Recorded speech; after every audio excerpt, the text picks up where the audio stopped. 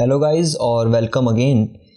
और जैसा कि हम जानते हैं कि आज मुझे पार्ट 2 पूरा करना है of predict the eruption series का। बट उससे पहले मैं आपको एक मैट्रिक दिखाना चाहता हूँ जिससे आपको पता चलेगा कि 99% लोग सक्सेसफुल क्यों नहीं हो पाते। अगर आप इस वीडियो के वॉच टाइम या रिटेंशन टाइम को देखें तो 21% लोग आई थिंक 3 मिनट से ज़्यादा वीडियो देख नहीं रहे हैं।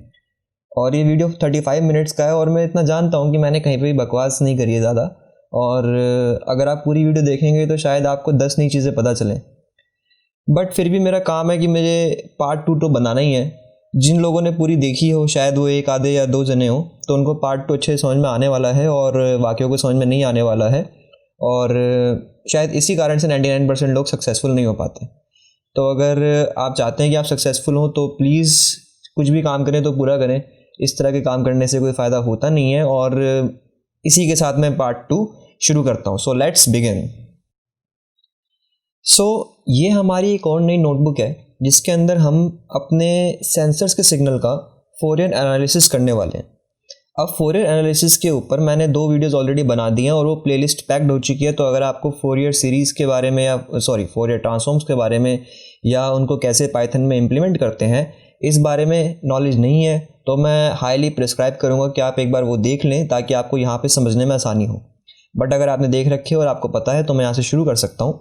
और इस नोटबुक के अंदर मैं आपको बता दूँ क्या हुआ है कि वही सेम कंपटीशन है, मैंने कुछ भी चेंज नहीं करा है और मेरे पास जो डेटा है वो वही CSV डेटा है, सारा का सारा सब कुछ सेम है। तो मैंने सिंपल ट्रेनिंग के फोल्डर में से कोई भी एक सेगमेंट आईडी का डेटा ले लिया है और उसके ऊपर मैं फोरियर एनालिसिस करके ये देख रहा हूँ कि कौन से नंबर्स मुझे सूटेबल होंगे। इस नोटबुक को मैंने अपनी मेन नोटबुक से अलग बनाया है ताकि मैं यहाँ पे केवल फोरियर एनालिसिस के ऊपर ही फोकस कर सकूँ। पहले सेल के अंदर आप जैसा देख रहे हैं कि सिंपल सी चीज़ है। यहाँ पे कुछ मॉड्यूल्स इंपोर्ट करने वाला काम था जो मैंने कर दिया, सारे मॉड्यूल्स इंपोर्ट हो गए हैं। सेकंड लाइन में मेरे पास एक ड्रॉ फंक्शन है जिसको मैं आपको बाद में समझाऊंगा। सबसे पहले मैं आपको समझाना चाहूँगा कि ये FFT एनालिसिस फंक्शन क्या है। इसको मैं थोड़ा जूम कर देता हूँ और ये सारी की सारी लाइंस अगर आपने फोरियर एनालिसिस वाली सीरीज़ देखी है तो वहाँ से सेम लगेंगी आपको सारी की सारी, क्योंकि ये सब कुछ वही है, बस मुझे कॉपी पेस्ट करके हल्का सा इनको ट्वीक करना था। तो मैं आपको बता दूं हो क्या रहा है। दिस फंक्शन FFT एनालिसिस, ये फंक्शन एक एरे लेगा, उस एरे में सिग्नल की डिस्क्रीट वैल्यूज़ होंगी, ठीक है, और उन डिस्क्रीट वैल्यूज़ का ये डिस्क्रीट फोरियर ट्रांसफॉर्मेशन करेगा np.ffT से। ये जो लाइन है हमारी ये फोरियर ट्रांसफॉर्मेशन करने के लिए ही है। अब यहाँ से अगला जो पार्ट है उसके अंदर अगली लाइन में हम क्या करने वाले हैं, पावर स्पेक्ट्रल डेंसिटी फाइंड करने वाले हैं, जो कुछ भी नहीं है। जो भी हमारे पास ट्रांसफॉर्म होकर आया है उसको उसके कॉन्जुगेट के साथ मल्टीप्लाई कर दिया और उसको नॉर्मलाइज करने के लिए एरे की लेंथ से डिवाइड कर दिया, सिंपल। नेक्स्ट लाइन में हमने फ्रीक्वेंसीज की एक एरे बना ली। और यहाँ से आपको थोड़ा समझना पड़ेगा कि ये जो बॉर्डर स्क्वायर्ड वेरिएबल है, ये वाला बॉर्डर स्क्वायर्ड वेरिएबल जो है ये क्या है। हम क्या कर रहे हैं, हम परसेंटाइल फाइंड कर रहे हैं 99th percentile of PSD square. मतलब हमारे पास जो PSD का एरे आया उसका पहले मैंने स्क्वायर कर लिया, तो जो वैल्यूज़ 1 से छोटी होंगी वो और छोटी हो गई और जो वैल्यूज़ 1 से बड़ी होंगी वो और बड़ी हो गई, सिंपल। और उस एरे का 99th परसेंटाइल वैल्यू जो आएगा वो मैंने निकाल लिया। तो इतना है बस। और 99 परसेंटाइल वैल्यू ऑफ PSD। अब बॉर्डर स्क्वायर में तो PSD का स्क्वायर करा था, बट सिंपल PSD के लिए मैंने PSD का स्क्वायर नहीं करा और उसको ऐसे ही रख लिया। आपने शायद कहीं पे देखा भी नहीं होगा कि PSD फंक्शन का हम कुछ स्क्वायर वगैरह करें, क्योंकि PSD already always positive function होता है। बट क्योंकि हमने मैथ्स पढ़ी है और हम जानते हैं कि मैथ्स को अपने हिसाब से किस तरह से मोल्ड किया जाना चाहिए, इसलिए हम PSD का स्क्वायर कर रहे हैं। क्योंकि मुझे कुछ रिजल्ट्स मिले हैं जिनको मैं धीरे धीरे करके आपको इस वीडियो में बताने वाला हूँ। आपको बहुत ध्यान देना पड़ेगा यहाँ से, क्योंकि यहाँ से सारी चीज़ें थोड़ी सी टफ होने वाली कुछ देर के लिए। और अगर आपने वो समझ ली तो मेरे ख्याल में आप बहुत सारे कॉम्पिटिशन सीधे सीधे हिट कर सकते हैं, ठीक है। अब सिंपल मैंने यहाँ पे एक फंक्शन कॉल करा कि मुझे बस इस PSD को ड्रॉ करके दे दो। PSD मैंने दे दिया, एट्रीब्यूट में PSD स्क्वायर दे दिया, बॉर्डर स्क्वायर वैल्यू दे दी, बॉर्डर दे दी और फ्रीक्वेंसीज की वैल्यू दे दी। अब ये ड्रॉ फंक्शन कॉल हो जाएगा। तो ये वाला फंक्शन है ड्रॉ, जिसके अंदर A B C D simple सारी वैल्यूज़ हैं। फिर से मैं कह रहा हूँ, अगर आपने फोरियर ट्रांसफॉर्मेशंस वाली वीडियो देखी है तो आपको पता होगा, मैंने बताया था कि फोरियर ट्रांसफॉर्मेशंस को हम हाफ रेंज में स्टडी करते हैं। तो ये जितनी भी एरेज आई है ना, इनको मेरे को स्लाइस करना है टू देयर हाफ। क्या करना है? स्लाइस करना है टू देयर हाफ। तो ए को मैंने ए का 0 से लेके length of a integer division bye 2, simple. इस तरह से सारे के सारे एरेज का मैंने इंटीजर डिवीजन करके उनकी लेंथ हाफ कर दी। अब प्लॉटिंग फंक्शन में क्या कर रहे हैं, सबसे पहला कमेंट देखिए, प्लॉटिंग पीएसडी ग्राफ। तो इसके अंदर मैं क्या करूँगा, पीएसडी की सारी वैल्यूज़ प्लॉट करूँगा और वहीं पे प्लॉट करूँगा वो लाइन जहाँ पे 99 परसेंटाइल ऑफ पीएसडी आया है। तो 2 प्लॉट्स एक ग्राफ पे बनेंगे ये वाले। और प्लॉटिंग स्क्वायर्ड पीएसडी ग्राफ में पीएसडी की स्क्वायर्ड वैल्यूज़ होंगी और 99 percentile of PSD squared values होंगी। सिंपल, इतना आपको समझ में आ गया। तो अब मैं इसको जूम आउट करूँगा, इस सेल को एग्जीक्यूट करूँगा और यहाँ से हम डेटा रीड कर लेंगे। डेटा रीड करने के लिए मैंने कोई भी फाइल का पाथ यहाँ से कॉपी कर लिया है, क्योंकि अगर आप यहाँ पे ध्यान से देखें तो इनपुट के अंदर हमारे पास कितनी फाइल्स हैं, 4431 फाइल्स थी हमारे पास। तो इसके लिए मैंने सिंपल यहाँ से डिफरेंट प्लेसेस पे से कोई सी भी एक फ़ाइल उठा ली। आप यहाँ पे पाथ चेंज करके अपने हिसाब से देख सकते हैं कि आपके लिए सूटेबल क्या रह रहा है। मेरे को जो मिला मैंने उठा लिया, मैंने चेंज नहीं करा बाद में, ताकि रिज़ल्ट एकदम अनबायस्ड हो, अलग अलग फाइल्स पे भी रिज़ल्ट को जर्नलाइज किया जा सके। अब सिंपल मैंने यहाँ पे एक फंक्शन कॉल करा, FFT analysis of data dot sensor 2, क्योंकि आप जानते हैं कि इन सारी फाइल्स में कौन से कॉलम्स हैं, सेंसर 1, सेंसर 2, सेंसर 3, सेंसर 4, उन सब सेंसर्स की रीडिंग्स हैं। तो मैं क्या कर रहा हूँ, इस डेटा फ्रेम के सेंसर 2 की रीडिंग्स को मैं FFT एनालिसिस के लिए भेज रहा हूँ, भेज दिया। और यहाँ पे जो मेरे पास अब ग्राफ बन के आया है, इसको आप ध्यान से देखिए, बहुत क्लोजली आपको इसको स्टडी करना है। अगर आपको एक बार समझ में आ गया तो मैं गारंटी दे रहा हूँ आपको भी लगेगा कि मैंने आज कुछ बहुत अच्छा समझ लिया। तो ये हमारी सारी पीएसडी वैल्यूज़ हैं, करेक्ट। और जो 99 परसेंटाइल ऑफ पीएसडी है वो आप देखिए कहाँ पे आया है, 0.25 से थोड़ा सा ऊपर। ये जो लाइन है ना, ये जो येलो लाइन है, इस येलो लाइन के नीचे ये जो पूरी पीएसडी की एरे है, जो सारी पीएसडी की वैल्यूज़ हैं, उनकी 99% वैल्यूज़, उनमें से 99% वैल्यूज़ इसके नीचे हैं। उनमें से 99% वैल्यूज़ उसके नीचे हैं। और इसके ऊपर की अगर आप वैल्यूज़ देखें तो उनके पास पावर ज़्यादा है।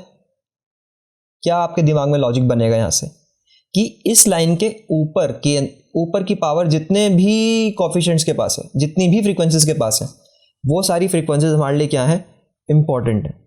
ठीक है, वो सारी फ्रीक्वेंसीज हमारे लिए क्या है, इंपॉर्टेंट है। और इस येलो लाइन के नीचे की जितनी भी पावर फ्रीक्वेंसीज आई हैं, उन सबको हमें क्या करना है, ख़त्म कर देना है, उनको अपने सिग्नल में से निकाल देना है, ताकि हमारा सिग्नल रेक्टिफाई होके आए। समझ में आया? तो हम क्या कर रहे थे, पहले फर्स्ट पार्ट में हमने सिग्नल्स को क्लिप करा। अब उस क्लिप्ड सिग्नल को हम फोरियर एनालिसिस के लिए भेज रहे हैं और उसको रेक्टिफाई कर रहे हैं by removing 99 percentile of frequencies. Simple.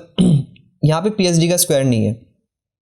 अब मैं आपको एक मैट्रिक दिखाता हूँ यहाँ पे, क्योंकि हमने पीएसडी के स्क्वायर के अंदर भी स्टडी करी है। ये जो सारी पीएसडी की वैल्यूज़ हैं, इनका हमने करा स्क्वायर। तो स्क्वायर करके ये सारी वैल्यूज़ अब जूम क्या कहते हैं उसको, एक्सपैंड हो गई, इन्फ्लेट हो गई, कि जो 1 से ऊपर की वैल्यूज़ थी वो बड़ी हो गई और 1 से छोटी वैल्यूज़ वो छोटी हो गई। अब अगर आप ध्यान से देखें, मैं चाहूँगा आप इस लाइन के ऊपर ध्यान दें। ये वाली जो छोटी सी लाइन जहाँ पे मेरा माउस चल रहा है, इसको मैं थोड़ा जूम करके दिखाता हूँ। इस वाली सिग्नल के ऊपर ध्यान देना, बार पे ये जो लंबी सी अलग से आई है, और नीचे आ जाते हैं। ये बार अब इतनी बड़ी रह गई है, ठीक है। फिर दोबारा ऊपर जाते हैं। ये जो येलो लाइन है, अगर इस येलो लाइन को हम फॉलो करें तो इस फ्रीक्वेंसी को, जिसकी एनर्जी यहाँ पे आई है, जिसकी पावर यहाँ पे आई है, उसको हम कंसीडर करेंगे अपने सिग्नल में, है ना। और अगर हम पीएसडी स्क्वायर में देखें ध्यान से तो हम करेंगे, करेक्ट। नहीं आ रहा अभी यहाँ पे कुछ समझ में, मतलब स्क्वायर करने से क्या फ़ायदा होगा, नहीं आ रहा समझ में हमें। अब अगर आप यहाँ पे ध्यान से देखें तो क्या इस फ्रीक्वेंसी को आप कंसीडर करेंगे, करेंगे। और पीएसडी के अकॉर्डिंग ये फ्रीक्वेंसी पता नहीं यहाँ पे आ रही नहीं आ रही, मैच नहीं हो रही, बट स्क्वायर करने से क्या हो रहा है, कि कुछ और हम फिल्टर कर रहे हैं फ्रीक्वेंसीज को, जो यहाँ पे इसको बिल्कुल टच कर रही ना, इस लाइन को बिल्कुल जो टच कर रही थी, उनको भी हमने हटाने की कोशिश करी है।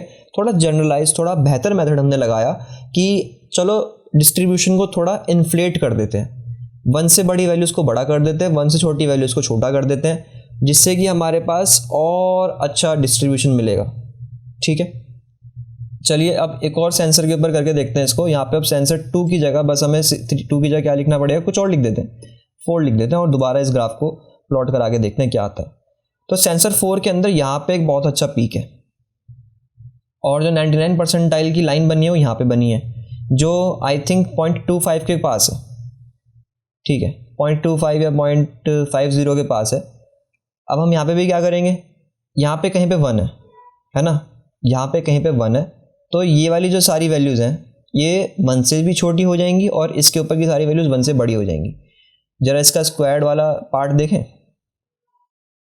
बहुत ही बढ़िया, बहुत ही बढ़िया। मतलब अब हमारी येलो लाइन और नीचे खिसक गई, जिससे हमारे पास और थोड़ी सी फ्रीक्वेंसीज के सिग्नल्स आ रहे हैं। तो मैं आपको बस ये बताना चाह रहा हूँ कि हम मैथ्स को एक जगह पे लिमिट ना करें तो हम डाटा साइंस में थोड़ा सा बेहतर कर सकते हैं। कुछ चीज़ों के ऊपर ध्यान देना है। ये वाली बात जो मैं अब यहाँ पे बता रहा हूँ कि स्क्वायर करने से 1 की वैल्यूज़ बड़ी और 1 से छोटी वैल्यूज़ छोटी हो जाती हैं, ये वाली बात शायद हम 9th 10th 11th 12th उससे भी छोटे से जानते हैं, बट हम यूज़ नहीं करते। तो एक बार आप इसको यूज़ करके देखिएगा। इस नोटबुक का लिंक डिस्क्रिप्शन में है और अब मैं यहाँ से सीधा मेन नोटबुक के ऊपर चलता हूँ और वहाँ पे आपको दिखाता हूँ कि इन प्रिंसिपल्स का यूज़ करके कैसे हमें वहाँ पे काम करना है। तो अब हम अपने मेन नोटबुक के ऊपर आ गए हैं। मैं यहाँ से बिल्कुल टॉप पे हूँ और हम जानते हैं कि हमने यहाँ पे क्लिपिंग वगैरह सारी चीज़ें करी थी। ठीक है, अब हमें सीधा यहाँ से ये पढ़ना था कि making the data set developing function, इसके नीचे का पार्ट हमारा रह गया है पार्ट 2 में, वो हमें समझना है। तो FFT एनालिसिस के बारे में मैंने आपको अभी बता दिया, एक अलग नोटबुक के अंदर अच्छे समझा दिया। ये पूरा का पूरा कोड सेम टू सेम है, इसके अंदर कोई भी चेंज नहीं है। बस यहाँ पे मैंने PSD का स्क्वायर यूज़ करा है, PSD सिंपल वाला यूज़ नहीं करा। और क्यों नहीं करा उसका रीज़न मैंने आपको अभी बताया है, आपको ध्यान रखना पड़ेगा। अब यहाँ से डेटा डेवलप कैसे हो रहा है, मतलब कि हम फीचर इंजीनियरिंग क्या कर रहे हैं। ठीक है, हाँ, तो अब आपको ये ध्यान रखने वाली बात है कि हमारे पास जो हर सेंसर के डेटा के अंदर रोज़ हैं, वो रोज़ हैं 6000। ठीक है, 6000 रोज़ हैं और ऐसे हमारे पास 4431 अलग वोल्केनोज हैं। तो 4431 multiply by 6000 is a very big number. और उसके अंदर ज़रूरी नहीं है कि रिक्वायर्ड बहुत सारा इन्फॉर्मेशन हो, उस इन्फॉर्मेशन को हमें छोटा करना है और कुछ स्मॉल फीचर्स बनाने हैं। तो वर्क फ्लो क्या है हमारे काम करने का, हम एक फ़ाइल रीड करेंगे, मतलब उस डायरेक्टरी में, ट्रेन की डायरेक्टरी में जितनी सारी CSV फाइल्स हैं, एक बारी में एक CSV फाइल उठाएंगे। हर CSV फाइल के सेंसर 1, सेंसर 2, सेंसर 3 इन सब रीडिंग्स को बारी बारी लेंगे। सेंसर 1 की रीडिंग ली, उस रीडिंग का मीन निकाला, मीडियन निकाला, skew, mad, minimum, maximum, kurtosis सब निकाला। ठीक है, अब उन्हीं रीडिंग्स को मैंने भेजा फोरियर एनालिसिस के लिए और फिर जो FFT निकल के आया उसके रियल और इमेजिनरी पार्ट को अलग करा और फिर सिमिलरली FFT के रियल पार्ट का भी mean, median, skew, mad, minimum, maximum, kurtosis सब निकाला, ऐसे ही इमेजिनरी का निकाला। और जब मैंने उसको रेक्टिफाई कर लिया, अब मैंने FFT करा, FFT के अंदर से 99 परसेंटाइल के सिग्नल्स को रिमूव करा और फिर उस सिग्नल को दोबारा मैंने रिकवर करा और अब जो रिकवर्ड सिग्नल आया उस रिकवर्ड सिग्नल का भी mean, median, skew, mad, minimum, maximum, kurtosis वगैरह सब निकाला। तो अगर आप यहाँ पे देखें इन लाइंस को, तो सिंपल मैं क्या कर रहा हूँ, एक डेटा फ्रेम है, उस डेटा फ्रेम के मीन और यहाँ पे आई की जगह सेंसर 1, सेंसर 2 चेंज होता रहेगा। मीन सेंसर 1 का सम आ गया। ठीक है, मीडियन सेंसर 1 का मीडियन आ गया। यहाँ पे मीन कर लीजिएगा, यहाँ पे सम हो गया गलती से। और मैड सेंसर 1 तो मैड ऑफ सेंसर 1 आ गया। Minimum sensor 1 so minimum of sensor 1 आ गया। सिंपल। ऐसे rectified mean of sensor 1, rectified median, तो rectified mean sensor, rectified sensor 1 का मतलब है कि सेंसर 1 का FFT करा और फिर उसका इन्वर्स FFT करा और उससे हमारे को जो सिग्नल मिला वो हमारा रेक्टिफाइड सिग्नल है। उसका हमने मीन, मीडियन, स्क्यू, मैड सब लिया। ऐसे ही FFT के रियल पार्ट का मीन, FFT के इमेजिनरी का मीन, तो आप ज़रा काउंट कर लीजिए कि कितने फीचर्स आपके पास बन सकते हैं। तो 3 4 5 6 7 तो यहीं पे हैं, इनको हम 4 से मल्टीप्लाई करें तो 7 4 28, ठीक है। और हर फाइल के अंदर ऐसे 10 सेंसर्स हैं, एक सेंसर से हमने 28 डिफरेंट फीचर्स बना लिए, तो 10 सेंसर से कितने बन गए? 280 फीचर्स। 280 फीचर्स गाइस, मतलब सिंपल सेगमेंट आईडी ली, हर सेगमेंट आईडी के लिए हमारे पास 280 फीचर्स हैं, फिर नेक्स्ट सेगमेंट आईडी, उसके लिए भी हमारे पास 280 फीचर्स हैं। मैं आपको ज़रा फाइल दिखाता हूँ कि आउटपुट फाइल कैसी दिखेगी। अगर मैं आपको ट्रेनिंग वाली फाइल दिखाऊँ तो ये ट्रेन CSV फाइल है हमारे पास, मैं इसको जूम करके दिखाता हूँ इसके कॉलम्स। सो बिल्कुल वैसे चलेगा जो सेगमेंट आईडी हमारे पास है वो, ठीक है। सेगमेंट आईडी और हर सेगमेंट आईडी के लिए सेंसर 1 का मीन, उसका मीडियन, उसका स्क्यू, उसका मैट, उसका minimum, maximum, kurtosis, rectified mean, rectified median, rectified skew, rectified mat, ऐसे करते करते 280 कॉलम्स हमारे पास बन जाएंगे, ठीक है। और हमारे पास रोज़ कितनी आएंगी? रोज़ आएंगे हमारे पास 4431। आगे आपको समझ में अच्छे से। ऐसे ही टेस्टिंग डाटा फ्रेम है हमारा। टेस्टिंग डाटा फ्रेम के अंदर भी हमारा यही सब रहने वाला है सीन। इसको मैं थोड़ा दिखा देता हूँ अच्छे से कि किस तरह की शक्ल दिख रही है इसकी। इसको आप नीचे सरकाते जाएंगे तो आपको और बहुत कुछ मिलता जाएगा। तो टेस्टिंग डाटा फ्रेम के अंदर भी हमारे 4471 फाइल्स हैं। मैं आपको एक बार चेक करके बता देता हूँ कि क्या होगा हमारा फाइल का। तो सिंपल आपके फंक्शन समझ में आ गया। अब मैं इस कोड को एक्सप्लेन नहीं कर रहा हूँ, आपने वर्कफ्लो समझ लिया है। अगर आप इस कोड को ध्यान से देखेंगे तो समझ में आ जाएगा। अगर मैं यहाँ पे इसको एक्सप्लेन करने बैठूंगा तो आप कंफ्यूज हो जाएंगे। तो ये फाइल आपके पास है, आप इसको बहुत आराम से समझिए कि कैसे कैसे काम हुआ है सारा का सारा। और सिंपल बस मैंने यहाँ पे अब इस डायरेक्टरीज को सेट करके इन फंक्शंस को लूप कर दिया, और लूप करके मेरे को पता चला कि मेरे को फीचर्स तैयार करने में कितना समय लगा। यहाँ पे 44 सेकेंड्स लगे हैं और 44 मिनट्स लगे हैं, और फिर 51 मिनट्स मेरे को यहाँ पे लगे हैं। तो लगभग 1.5 घंटे के करीब मेरे को इस सेल को रन करने में लगा, इसलिए मैं इसको दोबारा रन नहीं कर रहा हूँ। और टेस्टिंग डेटा के लिए मेरे पास 4420 वॉल्केनोस का डेटा है, ट्रेनिंग के लिए 4431 वॉल्केनोस का डेटा है, ठीक है। परफेक्ट, समझ में आ गया। अब आपके पास फीचर्स भी बन गए, आपके पास सब कुछ आ गया। अब आपको क्या चाहिए? एक मॉडल चाहिए जिसको हमें क्या करना है? ट्रेन करना है। तो मॉडल ट्रेनिंग के लिए अब हम आ जाते हैं यहाँ पे। मैं यूज़ कर रहा हूँ LightGBM। LightGBM is a library जिसके अंदर gradient boosted decision trees implemented है, और उनका यूज़ आप कर सकते हैं। और ये बहुत फास्ट है, कई मामलों में तो ये XGBoost को भी पीछे छोड़ देती है। इसका रीज़न है कि LightGBM के अंदर जब ट्रीज डेवलप होते हैं तो वो ट्रीज डेप्थ वाइज डेवलप होते हैं, लेवल वाइज डेवलप नहीं होते। sklearn के एल्गोरिथम्स के अंदर ट्रीज को लेवल वाइज डेवलप करना पड़ता है, जिसकी वजह से बहुत ही आगे पीछे के आइट्रेशंस होते हैं। बट LightGBM जब ट्रीज को डेवलप करता है तो एक नोड पे जाता है और वहाँ से उसकी लीफ पे जाता है, फिर उसकी लीफ पे जाता है। तो एक बारी में पूरी की पूरी ब्रांच डेवलप होती है जो नीचे तक जाती है, और फिर वापस आके अगली ब्रांच डेवलप करता है। तो ये मेथड थोड़ा फास्ट रहता है। Depth wise making of trees is faster. तो LightGBM को इम्प्लीमेंट कैसे करना है वो मैं इस वीडियो में पूरी तरह नहीं बताऊंगा। मैं यहाँ पे समझाऊंगा कि मैंने कोड क्या लिखा है, ताकि ये कॉम्प्लेक्स ना हो जाए मामला। अगर आपको LightGBM में डाउट हो तो आप मेरे को बताइए, मैं डॉक्यूमेंटेशन के साथ रख के आपको सारी चीज़ें समझा दूंगा कि LightGBM किस तरह से काम करता है। So importing LightGBM as LGBM from sklearn.model selection import k-folds। So k-fold का यूज़ हम क्यों करेंगे? अपने डेटा को कुछ फोल्ड्स में डिवाइड करने के लिए, कि इतना सेक्शन एक फोल्ड में जाना है, या आसान भाषा में बैचेस बना रहे हैं हम कि इतने इतने बैचेस के हिसाब से हमें डेटा एक बारी में LightGBM को देना है।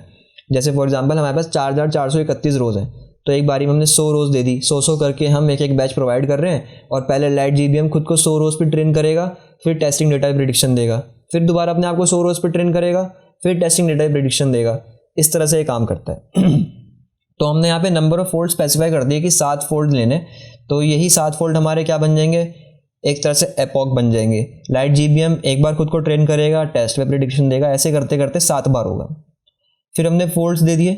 फोल्ड्स में हमने k-fold वाला फंक्शन कॉल, k-fold ऑब्जेक्ट बना दिया, जिसके अंदर हमने नंबर ऑफ स्प्लिट्स वगैरह सब बताया, और फिर सिंपल फीचर्स बता दिए कि कौन से फीचर्स पे ट्रेनिंग होनी है। तो फीचर्स की जो हमने लिस्ट प्रोवाइड करनी है LightGBM को, सेगमेंट आईडी की हमें ज़रूरत नहीं है तो हमें उसको हटाना होगा, और टाइम टू इरप्शन की हमें ज़रूरत नहीं है तो हमें उसको हटाना होगा। और हमें यहाँ पे टारगेट नेम स्पेसिफाई करना है, तो एक वेरिएबल बना दिया टारगेट नेम, जिसके अंदर मैं टारगेट्स की लिस्ट पास करूँगा, होपफुली हमें केवल एक ही टारगेट प्रिडिक्ट करना है, तो टाइम टू इरप्शन ही मैंने केवल उस लिस्ट में मेंशन कर दिया।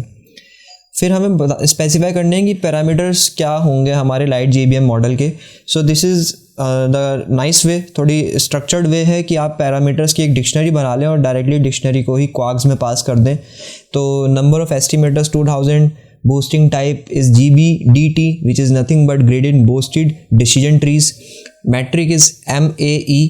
कंपटीशन के सेट होने में जो बताया गया था हमें वो यही था कि हमें मीन एब्सोल्यूट एरर को एक लॉस फंक्शन मान के अपनी ट्रेनिंग करनी चाहिए, क्योंकि इवैल्यूएशन मीन एब्सोल्यूट एरर पे होगी, ना कि मीन स्क्वायर्ड एरर पे होगी। इस वजह से जब भी आप मैट्रिक स्पेसिफाई करें तो उसको मीन एब्सोल्यूट एरर ही रखें। कंपटीशन टू कंपटीशन ये मैट्रिक चेंज होता रहता है, कई लोग अपने खुद के मैट्रिक बनाते हैं और उसके लिए आपको सपोर्टेड स्क्रिप्ट देते हैं, तो आपको इसी का यूज़ करना पड़ता है। लर्निंग रेट इज़ 0.005, इसको आप चेंज करके देख सकते हैं बार बार, ताकि आपको एक परफेक्ट लर्निंग रेट मिल जाए, जो कि हाइपर पैरामीटर ट्यूनिंग का हमारा एक हिस्सा है। फीचर फ्रैक्शन, बैगिंग फ्रैक्शन और ageing fraction, maximum beans, verbose, random state, ये सारी की सारी चीज़ें जो हैं ये आपको डॉक्यूमेंटेशन पढ़ के अच्छे समझ में आएंगी। इनको अगर मैं एक्सप्लेन करूँगा तो वीडियो बहुत लंबा हो जाएगा, तभी मैं आपको बता रहा हूँ कि अगर आपको जानना है तो आप कमेंट सेक्शन में मेरे को बता दीजिए, मैं लाइट JBM के ऊपर एक सेपरेट वीडियो आपको बना के दूंगा। सब प्रिडिक्शंस के को हमने एक स्पेसिफिकेशन दे दिया कि सिंपल NP.0 से इसको स्पेसिफाई कर दो, और सब प्रिडिक्शंस कुछ नहीं है, सबमिशन जो हमें करना है ना, हमें जो अपने रिजल्ट सबमिट करना है वो वाली प्रिडिक्शंस है। हमने एक लिस्ट बना ली जिसकी लेंथ टेस्टिंग डेटा फ्रेम की लेंथ के बराबर है, उसको 0 से इनिशियलाइज कर दिया, और हर एपोक के बाद जो प्रिडिक्शन हमारा मॉडल करेगा उसको एवरेज आउट करके हम सम करते रहेंगे। तो हमें जब फाइनल सबमिशन मिलेंगे तो वो काफ़ी सारे ट्रेनिंग स्टेप्स के बाद और काफ़ी सारी एवरेजिंग के बाद होके मिलेंगे, जो कि हम मान के चल रहे हैं कि is a best way to predict something. क्योंकि हम एक बार में एक मॉडल इस्तेमाल नहीं कर रहे हैं, हम पहले एक मॉडल ले रहे हैं, ट्रेन हो गया, फिर हम एक प्रिडिक्शन ले रहे हैं, उसको एवरेज करके ऐड कर दिया, फिर एक और प्रिडिक्शन ले एवरेज करके उसी में ऐड कर दिया। तो इस वजह से हमारी प्रिडिक्शंस थोड़ी सी और अच्छी हो जाती हैं। और फीचर इंपॉर्टेंस, इसकी ज़रूरत आप चाहें तो इस कोड से इसको निकाल दीजिए। मेरा मन था कि मैं आगे जाके इसका कन्फ्यूजन मैट्रिक्स वगैरह सब चीज़ें बनाऊं और दिखाऊं, बट उसकी फ़िलहाल हमें अब ज़रूरत नहीं है, तो इस रो को आप चाहें तो हटा सकते हैं। ठीक है, अब यहाँ से हमने एक लूप चलाया for n fold training index validation index enumerate folds dot split dot data. ये फोल्ड्स फंक्शन का हमारा एट्रीब्यूट है कि जब हम स्प्लिट करते हैं तो फोल्ड्स क्या करेगा, उस डेटा को नंबर ऑफ फोल्ड्स में स्प्लिट कर देगा। तो डेटा के 7 बराबर हिस्से हो चुके हैं, अब एक एक हिस्सा लाइट JBM के अंदर जाएगा। तो मॉडल स्पेसिफाई करा पहले हमने यहाँ पे, और मॉडल को करा हमने फिट, और फिर फ्यूचर इंपॉर्टेंस के अंदर हमने उसको ऐड कर दिया। इसका जो कि यूज़ नहीं हो रहा तो इस लाइन को भी आप ओमिट कर सकते हैं, ये इंपॉर्टेंट है। सबमिट प्रिडिक्शन के अंदर हमने क्या करा, जो मॉडल ट्रेन होके मिला हमें इस स्टेप पे, उसके अंदर हमने क्या करा, एक प्रिडिक्शन ली जो यहाँ तक है करेक्ट, और उस प्रिडिक्शन को हमने डिवाइड कर दिया fold dot number of split से, जो कि 7 है। क्यों करा हमने ऐसा? प्रिडिक्शन तो मॉडल ने ऐसे ही करी ना कि उसको एक्चुअल रिजल्ट देना है। ठीक है, ये बिल्कुल ऐसा ही हो गया जैसे 5 लोगों ने बोला कि इसका आंसर 10 होने वाला है, ठीक है, बट एक ने बोला 11 होगा, एक ने बोला 9 होगा, एक ने बोला 8 होगा। तो आप बेहतर प्रिडिक्शन क्या मानेंगे? सबके आंसर्स लेंगे, उनको एवरेज कर देंगे। तो वही हमने यहाँ पे करा है, हमने 7 स्टेप्स में जो मॉडल हमारे पास आया है, हर स्टेप में मॉडल की प्रिडिक्शन ली, उसको एवरेज करके ऐड कर दिया। तो यहाँ से हमें प्रिडिक्शंस हमारी मिल जाएंगी। सो फोल्ड 0 के एंड में यहाँ पे आपको ये वैलिडेटिंग इन L1 नॉर्म। L1 नॉर्म हमारा और कुछ नहीं है, मीन एब्सोल्यूट एरर को ही दूसरा नाम देते हैं हम L1 नॉर्म का। और L1 नॉर्म क्यों कहते हैं, अगर आपने नॉर्म्स पढ़े तो आपको पता होना चाहिए, और नहीं पता तो फिर से कमेंट सेक्शन में बता दो भाई, मैं बता दूंगा आपको क्या दिक्कत है इसमें।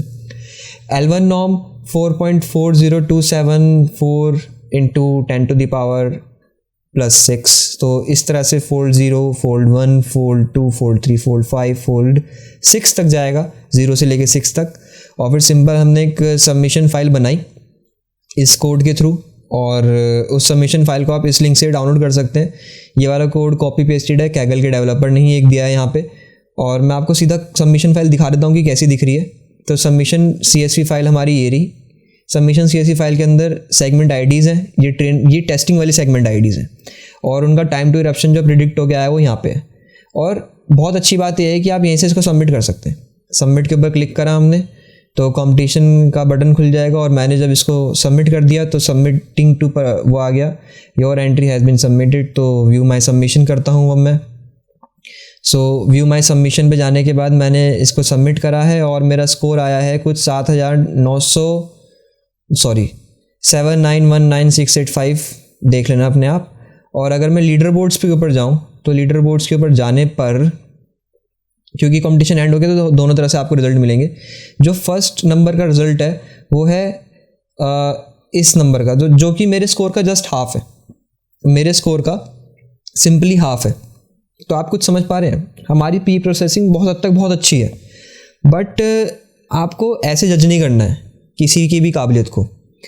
मतलब यह जैसे ये जो बंदा है बायुंग सुनबे का स्कोर अच्छा आ गया, हो सकता है कि इस कंपटीशन में उसने कुछ अलग किया हो, ठीक है। हर किसी के पास नॉलेज है, बट हर कंपटीशन में वो जीत नहीं सकता, बट हम हर कंपटीशन से कुछ सीख ज़रूर सकते हैं। तो ये कंपटीशन आपके सीखने के लिए है। आप इस कंपटीशन को ट्राई कीजिए, सबमिशन दीजिए अच्छे से अच्छे, और ट्राई करते रहिए कि आप किस तरह से पब्लिक लीडर बोर्ड में अच्छी तरह ऊपर आ सकें, क्योंकि प्राइवेट लीडर बोर्ड अब अपडेट नहीं करेंगे, क्योंकि रिजल्ट अनाउंस होने के बाद अपडेट नहीं होते हैं।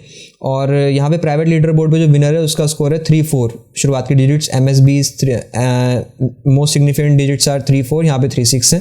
तो आप कुछ समझ सकते हैं कि किस तरह से काम करता है। तो यहाँ तक हमारा था वोल्केनो इरप्शन प्रिडिक्शन का प्रोजेक्ट, जो हमने पूरा कर लिया। इसको और अच्छा डेवलप करने के लिए आप वेब ऐप बना सकते हैं पर एक वोल्केनो का इरप्शन प्रिडिक्ट कराने के लिए एक वेब ऐप क्यों बनाना, कोई लोग इस्तेमाल ही नहीं करेंगे। तो यूज़ केसेस के ऊपर और नीड के ऊपर डिपेंड करता है कि हम क्या चीज़ डेवलप करें। तो इसी के साथ दोस्तों हम एक अगली वीडियो में मिलते हैं, अगले प्रोजेक्ट के साथ, कोई नई चीज़ के साथ, किसी नए कॉन्सेप्ट के साथ। और तब तक के लिए thank you so much for watching, और चैनल को सब्सक्राइब कर लो और शेयर भी कर दो इन वीडियोज़ को, क्योंकि ये वीडियोज़ बहुत ज़्यादा हेल्पफुल हैं आपके लिए तो हैं ही, और जो थोड़ा बहुत और इंटरेस्ट रखते हैं उनके लिए बहुत ज़्यादा है। तो ठीक है गाइस, अगली वीडियो में मिलते हैं।